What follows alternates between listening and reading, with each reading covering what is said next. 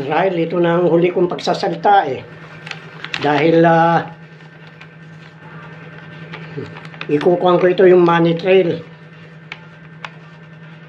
Ang ginagawa ko ay hindi para sa akin ito, kundi para sa kapakanan ng mga mahihirap at saka sa mga darating na generation. Kaya napakahalaga nito.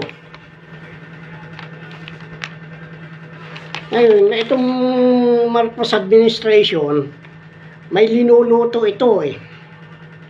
Kaya halos lahat ng mga troll nagkukuhan dito eh. Pati mga vlogger, may pinagpipiestahan, maraming issue na lumalabas na pinagpipiestahan nila. Dahil talagang kabado na sila. Ngayon, may isang tao, na kung ko sa YouTube eh, na parang ginaya sa akin, pero mas mabigat ito sa akin eh. Dahil ang kanyang pinauhuli eh, yung WEF eh, World Economic Forum, yung mga kasapi doon, itong WHO, World Health Organization, at saka itong Gavi. Ang Gavi, eh, yan yung mga nagkukuhan ng mga yung COVID na, yung bakuna eh. Yung nagpapalaganap. Ang pangalan ng tao ay Pascal Najadi.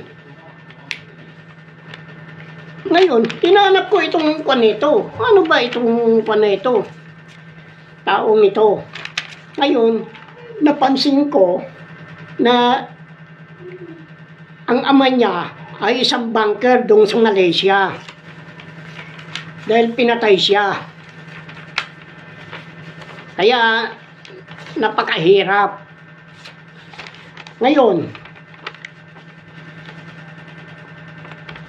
nung makuha niyan,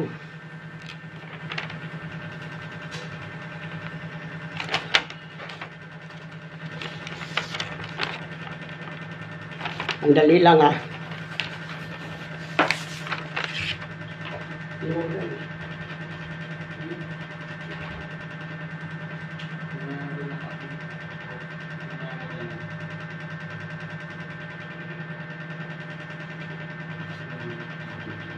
Hindi ko kasi alam.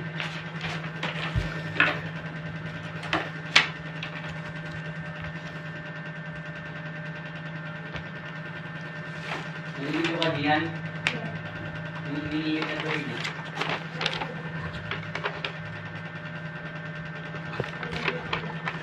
Ano pang pipindutin dito?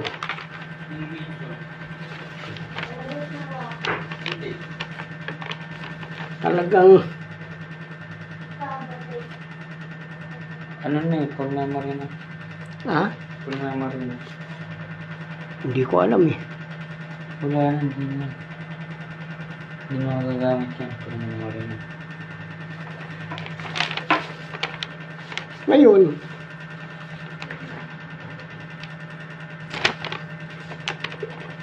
ang kanyang ama ay isang banker din. Pagkat ang ginawa niya, may i-report siya tungkol sa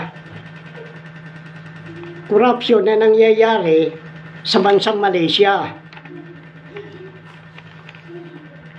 At may kinalaman ito sa Russia. Hindi lang.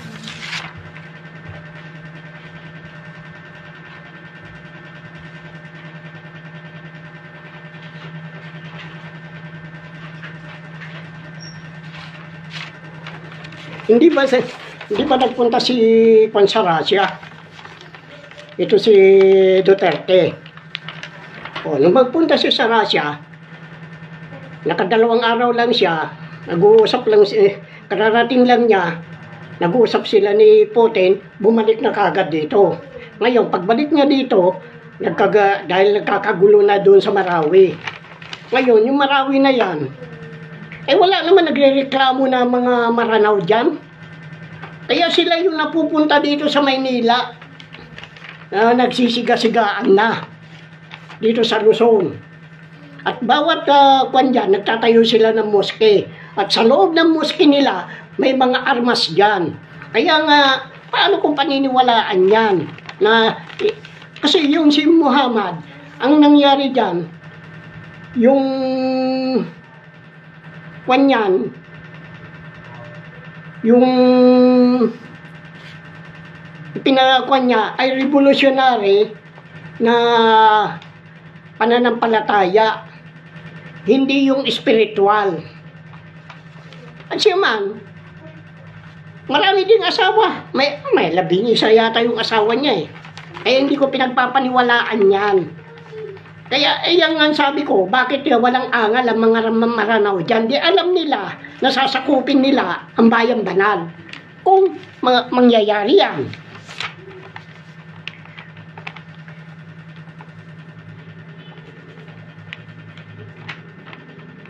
Ngayon, may mastermind doon. Kaya lang, hindi naman pinawalaan nang galing sa China yon.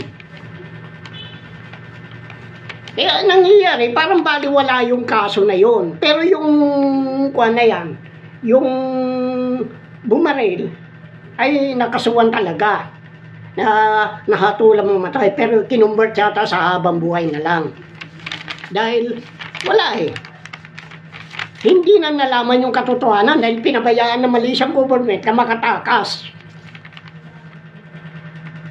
Ngayon, napakahirap pagkatiwala ng hustisya. Maski na dito sa ating bansa, ganyan ang nangyayari.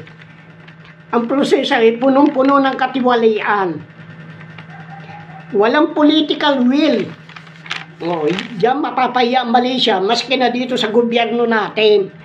Mga walang political will upang ilantad ang katotohanan.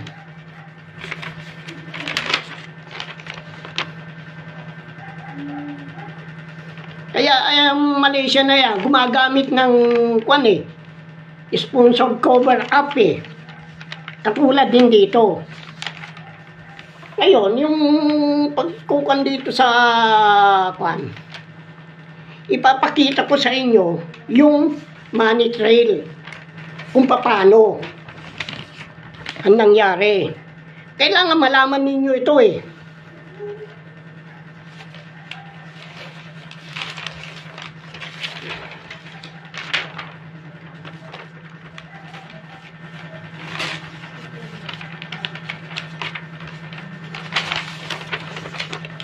Ayan o, ang money trail. Yan. Hinuhulog nila yung mga dyan sa sinanlaan kuno. Kasi hindi totoong may ginto eh. Sa UBS, pero yung UBG, yun ay global. Iisa yan. Ngayon, yung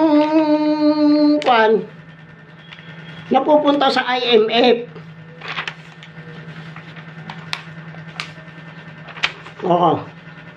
Ngayon, kung ng IMF yan, dadaan lang dyan, pero pupuntahan sa, ayan malabo na, sa Goldman Sachs. Marcos Goldman Sachs. Pagkatapos sa One Malaysian Development Bank. Pero yung mga hulog na yan, pupunta ulit dito sa UBG. Global yan. United Union Bank of Global. Dapat yan Switzerland. Pero nasa Switzerland din yan. Kasi panligaw lang yan eh. Kaya nga sinunog nila yung dokumento para iyan ang palitawin na ngayon. Union Bank of Global.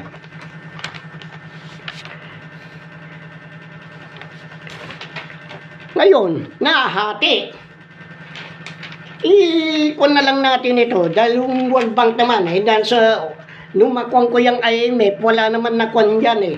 Ngayon ito ng mga kanyan. Ikukuha natin sa Marcos Goldman Sachs ngayon.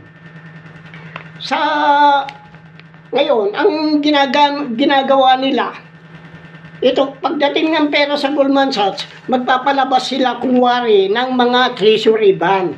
Kunwari ibebenta. Pero yan, hindi totoo yan. Pagkatapos, kunwari, yun na pagbilihan, i-deposit dito sa New York Mellon Bank. Kailangan gumawa sila ng kababalaghan eh. Ngayon, kung bakit itong pinili, hindi masyadong kilala ito para hindi mapansin. Ngayon, pagdating sa i-distribute naman niya dito sa One Malaysian Development Berhad. Pagkatapos yung isang bahagi, mapupunta dito sa BS Bank Lugano. Ito yung nasa babalik uli sa Switzerland. Doon sa 1MDB, magpapalabas sila ng pera dyan, papunta naman dito sa Tanore Bank. Yun na nasa Bangladesh. Hindi ba yung Bangladesh na yan nagreklamo na nahack nila yung kanilang hulog sa mga ginto kuno? Pero yan, walang ginto sa UBS. Sabihin ko sa inyo totoo. Maski na sa World Bank, walang ginto yan. Kaya yan, nagkaroon ng kaso dito dahil pinasok sa ang nag-hack daw kuno, 2 inche. Yung na yan, dito sa Bangladesh, nagreklamo dahil yung hulog daw nila na-hack. Pero hindi naman totoong na-hack yan. Para mawalan na lang ng kaso yan. Kaya tuloy pa rin yan. Pero dito sa Tanuri Bank ng Bangladesh, dito pumupunta yung napunta kay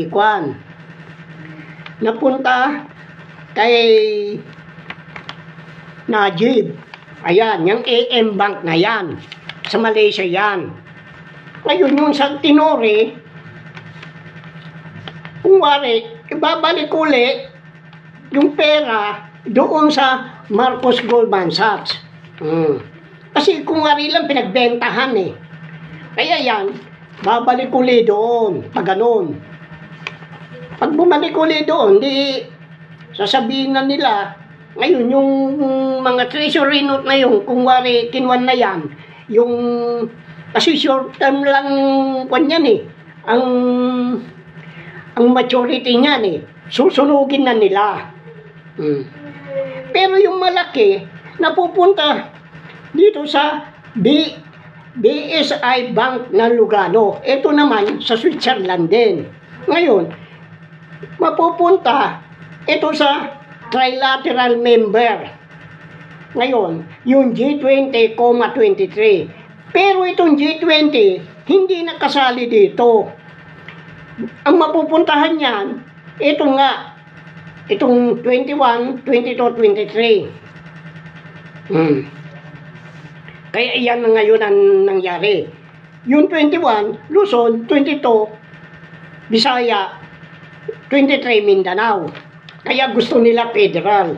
Pero, ang nangyayari naman kasi, itong 22, ipinipinance nila sa mga armas. Sa mga, katulad ng mga pag-develop ng mga jet, mga bagong kan. Kaya, sinasabi ko na nga sa inyo noon pa, sinasabi ko, sa bawat armas na ma-develop ang Amerika, dapat may share tayo. Ngayon, yung 23, hahatiin yan. Malaking pera pumapasok dito, hahatiin ngayon yan. Yung kalahati, mapupunta sa, yung 22, mapupunta sa pagpipinance ng mga terorista. Kaya tatlo nga yan eh, tatlong bahagi na yan eh. Ngayon, yung 23, yung kalahati, mapupunta sa Israel, yung kalahati, pundo ng Pilipinas. Trilyon yan. Kasi yung unang bukso niyan 3 trilyon ang pinalabas na binenta ng Marcos Goldman Sachs eh. Ngayon, paano ngayon napupunta dito? Ito ngayon. May kung kasi, may PNB din sa Malaysia. Kaya yung Malaysia, ginagago nila yung mga mamamayan dyan, yung mga namumuno dyan, ginagago nila yung mga gobyerno nila. Ang PNB doon sa Malaysia ay Permadulan National Berhad. Samantala dito, Philippine National Bank. Dito ngayon nila i-deposito niya yung mga kwan na yan, yung mga dami account sana yan. Kaya hindi, pero nalantad na sa akin yan eh, hindi pwedeng galawin ng mga bangko yan. Dahil yan, may SWIFT code yan. Pag pinakialaman ng Marcos yan, para dalhin dito sa PNB, tatakbo na yan sa labas ng bansa, iiwanan na kayo. Ganyan ang kwan yan. Kaya nga, yung kinukwan nila, marami na silang pinapangako. Natatakot na yan eh, dahil alam na ng katotohanan eh. Kaya nga, inuulit ko. Kaya papasok ang ICC dito. Noon pa man, kaya nga, kinuwang ko eh. Pinaliwanag ko doon sa ICC. Kasi yan, sabwatan yan eh. Conspiracy theory pa rin yan eh. Nagsasabwatan sila ngayon. Pag nagsabwatan sila ngayon, anong mangyayari? Di wala. Kaya yan, ikinuwang ko, pinaliwanag ko yung pandaraya sa eleksyon. Yung pagkapalit ng kumandidato sa nakaupo ngayon.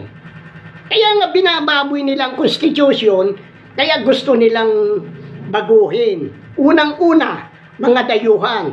Yung kwan dito, open na naman sa kwan yung visa ng mga para sa mga incheck. Open na. Pinapaalam ko lang sa inyo. Kaya nagkukuan ng kwan doon para yung sabing bagong Pilipino, sabi bagong lipunan, dati kay Marcos, nako. Kaya ito ngayon, ang pagnanakaw ni Marcos, ito yung turning point na the biggest his pagnanakaw sa buong mundo. Linampasan pa niya yung kanyang ama na magnanakaw din. Ngayon, dahil dito itinukan yung balikasan na yan, pati ano bang trabaho ng NEDA? Siraulo ka talaga, Balikasan, Alexander Balikasan, siraulo ka. Sabihin ko sa inyo ang totoo. Hindi ganyan. Kaya yan ang ngayon ang kinakatakutan nilang mangyari. Dahil nga dyan sa kwan na yan. Kailangan may lantad na ang katotohanan.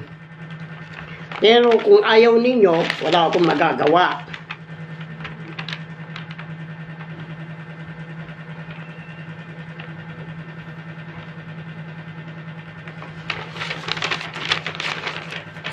Ewan ko lang kung ano pang kwan dyan. Talagang napakahirap. Ngayon, dahil dyan, ikukuan na nila uli sa PNB yan. Kaya nga, maski na sa Google, walang PNB na linalagay na kapalit ng Central Bank of the Philippines.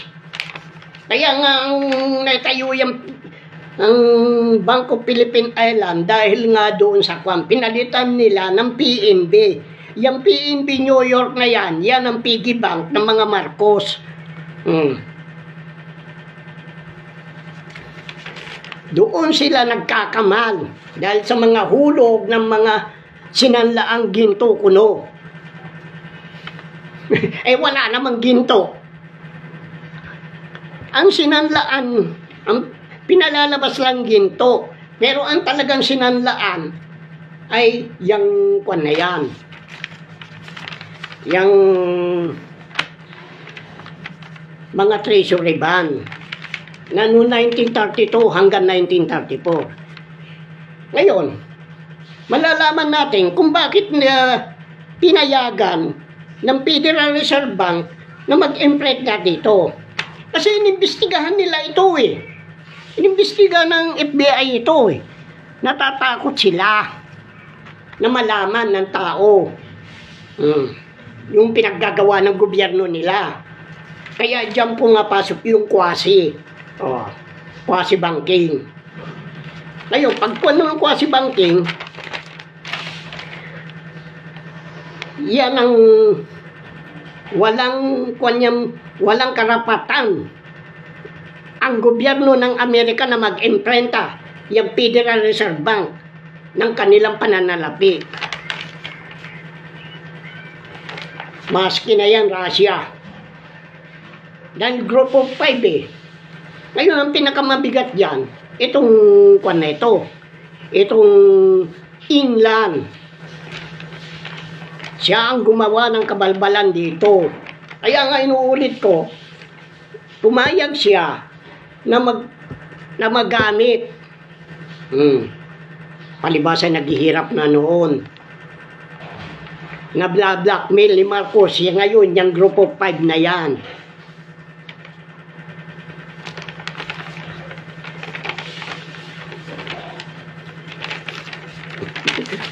Natatawa na lang ako sa inyo eh. Akala niya, madadala nila yung mga nagka-deposit dito sa PNB. Kanino ba yung PNB ngayon? Kay Lucio Tan. Sino si Lucio Tan? Kwan lang yan, dami din yan eh. Kaya nga, inulit ko noon na yung bongbong na kumandidato, hinahabol niya yung Fortune Tobacco. Hindi niya alam ang mga lihim dyan eh. Kaya nangyayari, kwan na yan. Yung lihim na yan, ay sinabi na sa kanya. Kaya bigla siyang tumigil. Pati yung kwan na yan, ICC, walang kaalam-alam niyan tungkol sa kwan, pinababayaan lang siya eh. Ito ngayon na nakaupo, yung tunay na. Pero yan, ayaw nilang ikwan yan. Ayaw ng mga vlogger yan, ayaw ng mga troll yan, ayaw ng mga media, nahilantad yan. Yun si nahiya na, aalis na daw. Pati itong Sky Cable ay kukuan na rin. Kaya dito, papalitan na nandito yan. Pero yung dito, may ginawa ako dyan. Dahil, mantakin mo, papunta doon sa bundok, sino ang magkukuan doon? Iikutan, papasok na ganun, pagkatapos iikot. Linangisan ko lang yan eh. Inahatak na nila yung kable nila eh. Hindi nila alam kung anong kapangyarihan ng langis na yan eh. Yan ang kung bakit nag-imbestiga. Ngayon, numalantad niya, madadami ang Amerika, kaya ang ginawa nila, timan na nila. Pinakuan dito. Pero yung sinasabi na ginto, yan ay yung natira na kinuan doon sa Napindang Floodway. Dahil nung isinakay ng yung mga ginto na yan sa barko ng Amerika, sabi ng Amerika, bayad na ng utang ninyo yan. Pero hindi naman alam ng Amerika na kasabwat si Aquino sa pagtatayo ng martial law. Ganyan din kalihim yan si Marcos at saka si Enrile. Kaya nga Group of 5 Gang of 5 naman itong kuan na ito. Marco Ferdinand, Imelda, Enrile, Ramos, Aquino. Yun may counterpart yan. Nauhuli sila. Alam na ninyo kung paano ang ginawa ko. Sinugsog ko yan. Dahil lamang dyan kay Pascal na Najida. Yun ang tinignan ko lang yun. Bakit? Mas matindi ito ah. Pang-universal yung pinahuhuli niya. Ako, pinahuhuli ko lang si Marcos. At saka yung mga politiko dito. Kaya, kaya pinag-aralan ko yan.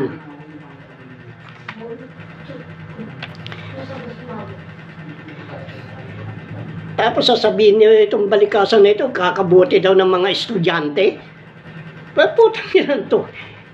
Gawin mo yung tungkulin mo, ulol. Gago. Sip-sip buto ka kay Marcos. Hindi ka na nahiya sa pamilya mo. Papasok-pasok ka dyan, hindi mo alam ang katungkulan ng NEDA. Gago ka pag nakulimbat ni Marcos yan, naalis na yon, kayo, ikaw, kawawa ka. Isa ka sa mga kawawa. Oh, kayo mga politiko, kawawa. Iwanan na kayo eh. Oh. Kaya yung sinakuan na yan, saan tatakbo yan? Oh. Yan sinasabi ko, wala silang tatakbuhan na bansa. Dahil hinahanap na talaga nila ang kwan ng deuterium. Alam na nila yan. Matagal na nilang alam yan. Ayaw lang. Ang pumipigil lang dyan ay yan China at saka yung Amerika. Kaya nga yung Amerika, hindi sila naggawa ng electric car eh. O, gawa ba ng electric car yan? Pero pinagawa nila ang China. Kaya yung mga kwan, marami na budol dyan. Paano yan ngayon? Yan ang sinasabi ko. Yan ang kinakatakutan niya nila. Yung revolutionary government, uhulihin din yung bongbong na yan. Dahil hindi siya ang kumandidato. Kaya itong mga troll na ito, mga media, panay ang tanggol yan. Yung mga vlogger na yan, yan ginugulo lang ang isip ninyo dahil yan may linuluto ang mga Marcos, pero paano nila magagawa yan? Hindi nila maluluto yan. Paano nila lulutuin ngayon yan? Kaya mahirap yan. Kaya yung Malaysia na yan tsaka Indonesia, kasabot lahat yan. Kaya nga ang ginawa nila kay Aquino kinuha nila yung SAP 44 Oh. Tinakot nila si Aquino, si Pinoy. Sabihin ko sa inyong totoo, tinakot nila, walang kasalanan si Pinoy sa SAP 44. Ang may kasalanan yan, yung policeman na general na floating at saka yan si Katapang.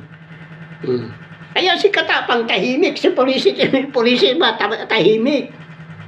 Etong mga general na ito, kung wari, sasabihin na pa, gagawin na naman ninyo yung style ninyo nung panahon ni Cory na sumabit kayo sa mga kung na yan, kung wari, nakikampi na kayo.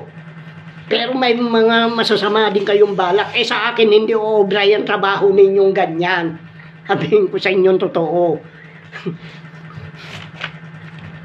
Kasi pinag-aaralan ko yung mga nakaraan Oh. Hindi yan kasalukuyan. Hindi ko pinapansin gaano yung kasalukuyan. Yung pinag-aaralan ko yung mga nakaraan. Dahil kung doon sa mga nakaraan, diyan mo makikita ang mga maiitim nilang balak.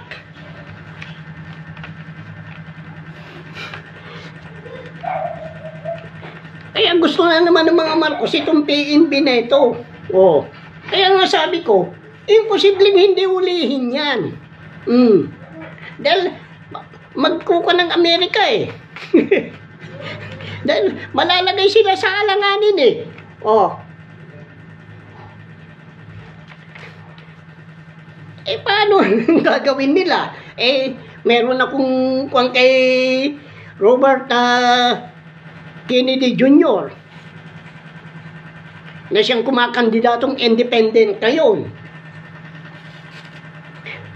Kaya ngayong Malaysia, diyan nila linalagak yung mga mapapakinabangan nila, yung alam nila ang katotohanan, ikinukulong nila diyan sa Malaysia, sa Kuala Lumpur. Naka-house arrest diyan yung mga nakakwan diyan.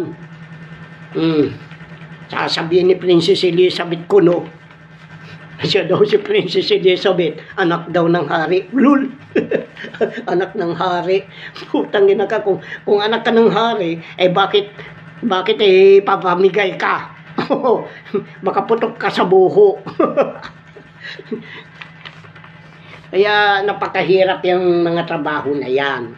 Alam na ninyo. Yung nga sinabi ko, yung money trail ngayon, anakwang ko. Sila din FBI din ang nagkwan yan Yung money trail na yan Pero nauhuli, unti-unti ko na nauhuli. Kaya ito si Jokno, takot na. Hindi na malaman ang gagawin. Sinasabi ko sa iyo, ikaw putang ina ka. Kayong mga nasa Bangko Sentral ng Pilipinas. Kaya ikaw, dilema. Meron dyan si Marrojas. Si Tantoco. Maraming kwan dyan yung pumirma dyan, pero si Pinoy hindi nila pinaperma dyan dahil kay Pinoy yung ginto yan yung party niya. Dahil ang iniwan lang dito sa Pilipinas noon 50 tonelada. Yan pinagparti-partihan. Ang tanging hindi lang nakatikim ng party dyan ay ito si Rene Sagisag. Na hindi ko naman alam dahil siya sana hihingian ko ng tulong kaya sinulatan ko sinulatan ko yan. Pero yung pala 2 taon ng patay at sumagot siya. Yan ang kinagulat nung isang kagawad doon sa Bagong Silang. Patay na, sumagot pa. Kasi napasyal lang ako noon doon sa kanila Sabi niya, naku, nakakatakot naman ito. Bakit? Matagal na patay si Sagisag. Sumagot. Kasi yung anak niya ang pinakuan ko na magpadala sumagot. Ang sabi niya, matanda na ako. Kung hindi ako alalayan, ay kwan na ako. Hindi ako makakapaglakad na malayo. Humanap ka ng mas bata kanya. Kaya yun ang nakasunod sa akin. Yung mas bata. Siya ang impinito Diyos. Kaya ngayon, may palatandaan na yan. Alam ko, may mga napagsabihan na ako kung anong palatandaan sa kanya. At doon pa rin nakabatay yung kasagutan ng password. Kasi kukang ka ng password, kukang mo rin yung kanya. Yung kasagutan niya, dapat alam mo yung kasagutan niya. Paano yan ngayon? Patapos na. Yung money trail ang mahalaga dyan. Kaya hindi na sila makakapagnakaw. Sayang lang yung bagong Pilipino o bagong lipunan. Tagis na yan. Mas matindi yung pagtangka niyang pagnakaw, napigilan. Kaya yan, alam ko huhulihin yan. Pag hinuli si Duterte, huli yan, daming mahuhuli dyan.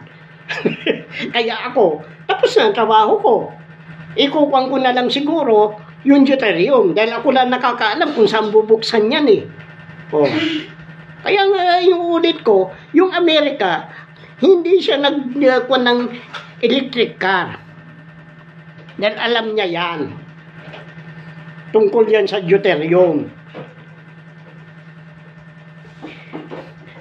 Kasi Malaysia, bakit pupunta ang BI doon para imbestigahan yun? Hindi naman sila kasali doon. Ayan. Yan ang mga katanungan doon. Madadami kasi sila Kaya kailangan ipalabas nila, umiwas sila. Kaya dito pina-imprint ang dollar. Ito nga tanga naman itong mga kwan na ito. Wala. Sige na.